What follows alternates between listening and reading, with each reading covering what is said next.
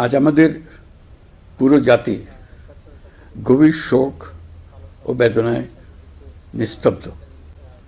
দেশের গণতান্ত্রিক রাজনীতির শীর্ষ নেত্রী, সাবেক প্রধানমন্ত্রী ও বিএনপি চেয়ারপারসন বেগম খালেদা জিয়া আর আমাদের মাঝে নেই। খবরের পর কিন্তু সারা বাংলাদেশের মানুষ অনেক বেশি আবেগ আপ্লুত হয়ে পড়ে এবং আজকে এমনিতে যে 31 থেকে শুরু করে নানা ধরনের বর্ষবরণ কর্মসূচি ছিল, সব কর্মসূচি কিন্তু বাদ বাদ ঘোষণা করা হয়েছে সরকারের পক্ষ থেকে।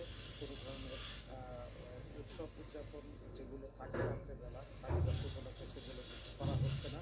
বিভিন্ন হোটেলে যে প্রোগ্রামগুলো আছে সেই প্রোগ্রামগুলোকে স্থগিত করা হয়েছে।